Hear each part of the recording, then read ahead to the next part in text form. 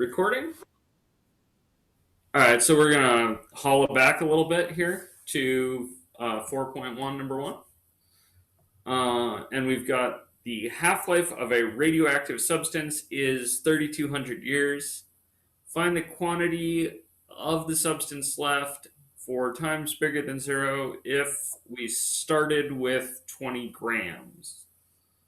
Okay, so first, what is a half-life? What does that mean?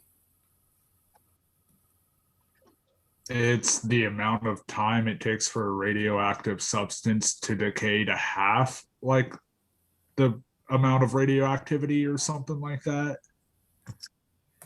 Yeah, it's half the amount of substance, really. So, physics is weird. Reality is weird. It turns out that if you have certain stuff that's angry enough, it falls apart into other stuff. And you can actually measure time this way because it's pretty predictable. So, what is the model I want to start employing for kind of radioactive decay? There's a couple options here. One thing I might do is just like, I don't know, kind of think about a differential equation. The differential equation that I'm really kind of leaning on is like, well, the amount at which it goes away is proportional to the amount. So the rate of change of Q is some constant I don't know times Q.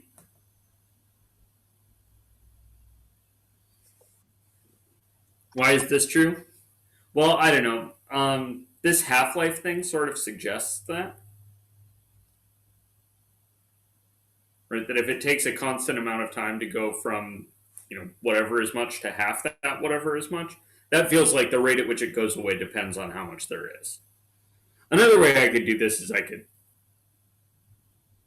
could kind of magic a function. Would you like to see the differential equations approach or the magic of function approach? Well, I think I started doing the magic function approach because I knew it was going to have to be some sort of exponent or exponential. And I knew that my initial value was going to be 20. So I knew that coefficient on E was 20. Okay, so you sort of jump to, let's think about P of t is P naught e to the RT. Like, I think this is exponential some goddamn thing, so I'm going to throw an exponential model at it and see what sticks. Yeah, that's totally legit. This wasn't quite the magic function I was thinking of. This actually is the result of solving this differential equation, more or less. Right? The letters changed, but whatevs. Um, so yeah, I guess I really should say that this is Q, just to be in keeping. But basically, I'm throwing the Powert model at this. All right, let's see. And then you said that we know that the initial amount is 20, so I can shove that in for Q. And then you're like, but I'm missing an R. Where the F is that? Okay. I think you know Q of one item. I think you know Q of something is a number. Which time do you know the Q for? 0 and 3,200. Good. I already used 0 to put that 20 in. So now I'm Yeah. going to use the 3,200. So I know that Q at 3,200 should be 10. Goes all with that. When I teach this in like algebra class, I have this tendency to say this is like on the situation hand. Right? I'm kind of thinking I have two hands. On the situation hand, like on the situation side of things, from the words in the word problem, I know that Q of 3,200 is 10. Now, on the other hand, I know something else about Q of 3,200. I know that from the model. So I have this other thought, which is like Q of 3,200 should also be on the model hand,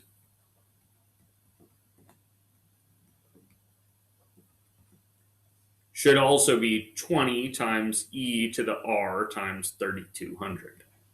Does that make sense? And this is pretty common with models, like regardless of what you're regardless of which model you're using. Um, this is even true in machine learning, where you're really using some kind of scientific model. It doesn't really matter essentially at all what form the model takes. This situation is pretty common. I have something that I know about reality. I'm going to use that reality thing to calibrate my model. So on the model hand and on the situation hand. Now, what I can do is, because these should be the same, I can divide.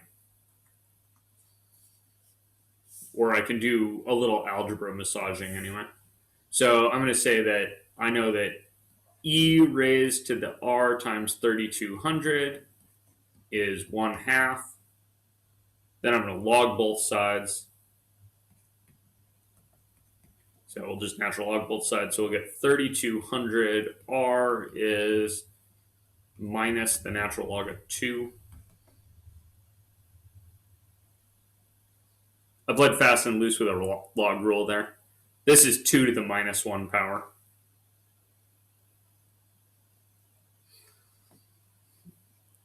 I don't know. I have something against logs of fractions. I don't know. All right. And then we'll divide. So we'll get minus the log of 2 over 3200. Do I expect this to be positive or negative?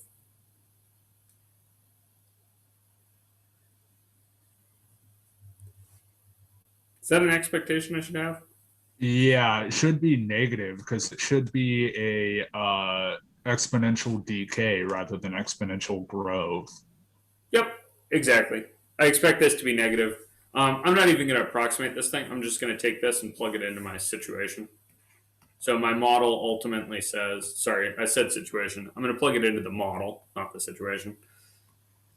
So I'm going to have the quantity at time t is 20 e raised to the minus log of 2 over 3200 times t. And this, it should be noted, is valid for t's bigger than 0. The fun thing about radioactive decay is that it's also basically valid for t's smaller than 0, which is how radiocarbon dating works.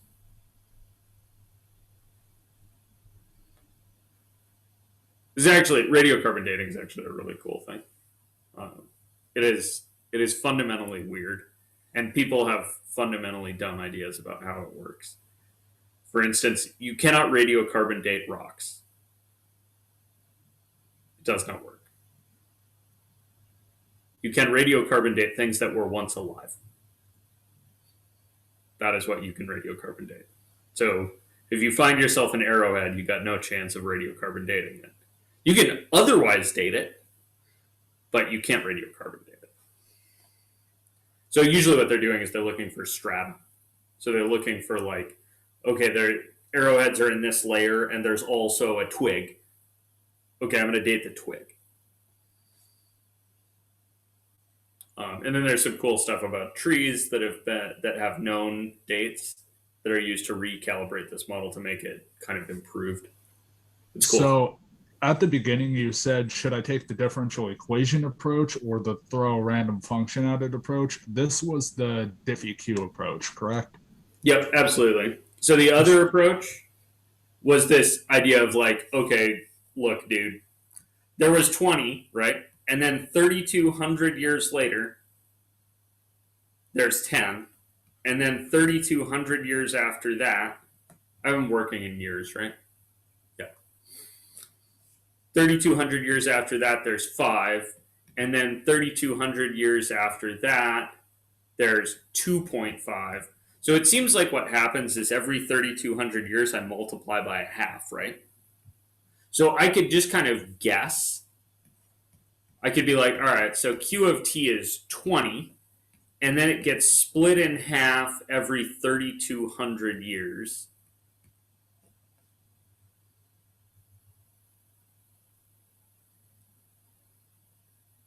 So I'm just going to take t and divide by 3,200. Then if the t is 3,200, that'll be 1. We'll have 1 factor of 2 that we'll multiply by.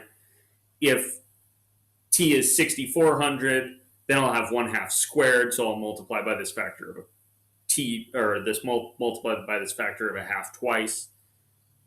Okay, that seems like it might be legit, but there's no actual reason to think that this should work.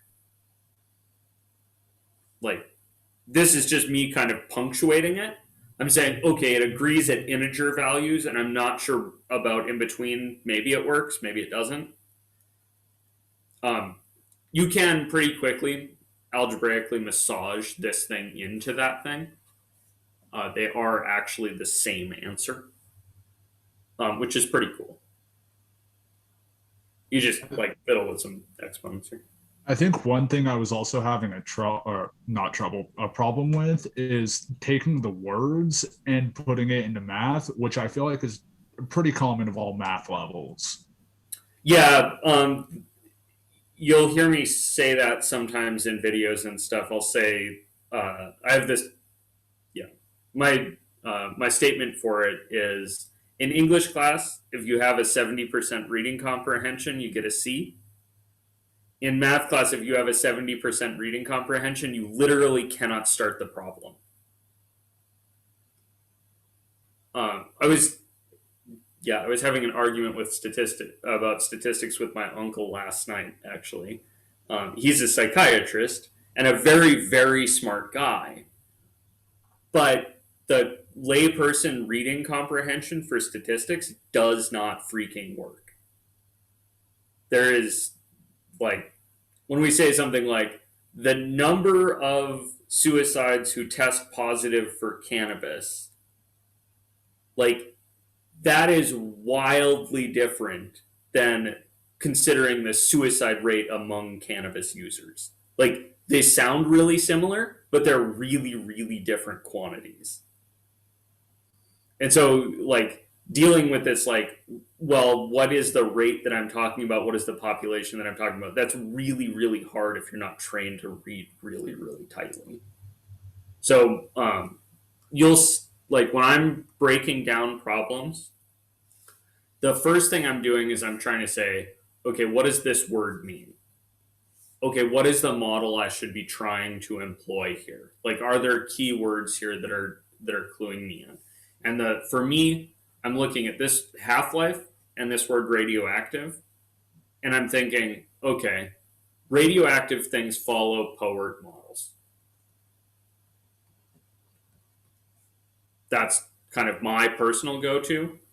Because I've done these problems a bunch of times, I also have this alternate approach where you can look at the half-life side of things and kind of guess that function. But that's just like experience, and it's hard if you haven't done a bunch of these problems. Don't be afraid to like Google this stuff and like look at the Wikipedia page. I look at the Wikipedia page for all sorts of stuff. I would like just in the last, I don't know, 12 or 14 hours, I've looked up like 4 or 5 math concepts on Wikipedia just to like be sure that I'm saying exactly the right things and all the right stuff. It is really a good resource for it. Okay. Anything else on this problem?